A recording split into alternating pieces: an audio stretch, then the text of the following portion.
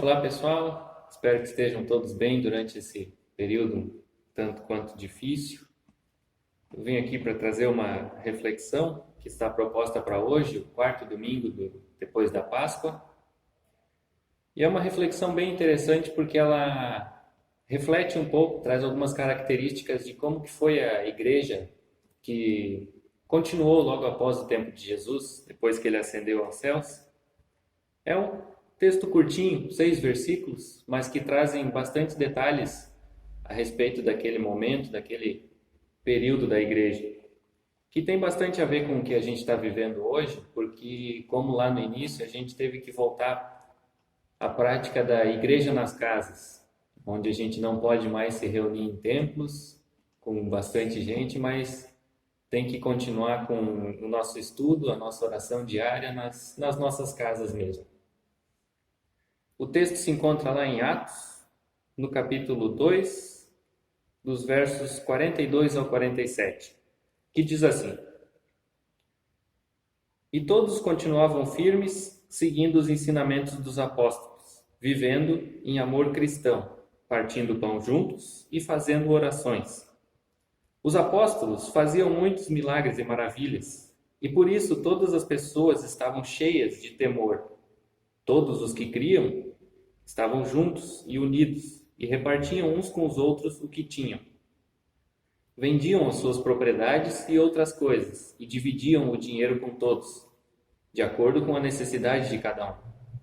Todos os dias, unidos, se reuniam no pátio do templo e nas suas casas partiam o pão e participavam das refeições com alegria e humildade.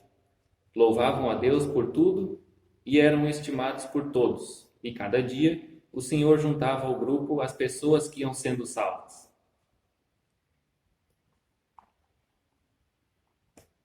Apesar das dificuldades que a gente está vivendo hoje, esse momento faz a gente experimentar algumas coisas ditas aqui.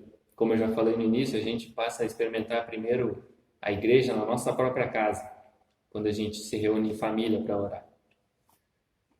Mas aí a gente começa a prestar mais atenção em alguns dos detalhes que aconteciam aqui e trazer para a nossa vida. Esse texto caracteriza, a grosso modo, toda a igreja baseada em dois pontos, dois aspectos que ele traz mais à tona aqui, da maneira como eles agiam. Que primeiro é o amor cristão, que levava eles a partilhar tudo o que tinham e a se manter unidos sempre. E depois era o temor a Deus, que era o que fazia eles seguir com convicção aquela fé e louvar a Deus. É interessante porque esse amor cristão, na questão de partilhar todos os bens, a gente muitas vezes tem um pouco de receio quanto a isso. Ah, porque eu batalhei tanto para conquistar, agora quer dizer que eu vou ter que vender e distribuir para todo mundo agora. Não é bem isso que o texto fala. O texto diz que eles vendiam o que tinham e partilhavam, mas não necessariamente vendiam sua casa, todos os seus terrenos, faziam isso. Não, mas eles viam basicamente a necessidade um do outro e faziam o que fosse preciso para auxiliar aquela pessoa, faziam o que tivesse ao seu alcance. Eles também se mantinham unidos. Esse amor e essa partilha fazia com que eles se mantessem sempre unidos. Assim, um sabia que podia sempre contar com o outro. E o outro aspecto que foi dito antes, que é o temor, muitas vezes a gente costuma confundir esse temor com um certo medo, mas não é bem esse o sentido da palavra temor. O temor que diz aqui tem mais a ver com um respeito do que um medo. É mais ou menos como quando nós somos crianças e nós deixamos de fazer alguma coisa porque nós sabemos que os nossos pais disseram que aquilo lá não é legal e a gente sabe que se fizer, as consequências vão ser drásticas e vai ser chato, vai ser ruim para nós. Quando a gente faz isso, quando a gente decide deixar de fazer algo porque sabe que aquilo pode trazer consequências drásticas, a gente está agindo com temor. porque a gente sabe o que vai acontecer lá na frente se levar isso adiante. Esse é o temor que eles tinham com a palavra de Deus. Eles sabiam que fora desse caminho não tinha salvação, não tinha volta. Só através de Deus que eles poderiam alcançar a salvação. E a certeza dessa salvação é o que fazia com que eles louvassem a Deus. E aí esse texto traz uma questão bem importante no final dele, que é na segunda parte do versículo 47, o último versículo, que diz assim, ó: E cada dia o Senhor juntava ao grupo as pessoas que iam sendo salvas. É curioso porque isso aqui demonstra que naquela época a preocupação da igreja não estava em espalhar o nome deles, espalhar o nome de Deus e pregar para todo mundo, vamos levar isso o mais longe possível, mas a única pregação deles era viver aquilo que eles aprendiam. Porque dessa forma, eles vivendo aquilo que eles aprendiam, Deus ia tocando a vida daqueles que estavam à volta deles. E através do exemplo, Deus ia trazendo eles para junto. E esse pessoal ia aprendendo cada vez mais sobre a palavra de Deus através disso. Essas são características da igreja primitiva, a igreja do primeiro século. E apesar de já se ter passado mais de 2000 anos, essa igreja ainda continua. Os tempos são outros, mas a palavra não mudou, continua a mesma. Que Deus possa nos ajudar a viver de acordo com a sua palavra, que Ele nos encha com o seu amor e que apesar de todo o isolamento e desse distanciamento entre as pessoas, Ele nos mantenha unidos como igreja e como irmãos na fé.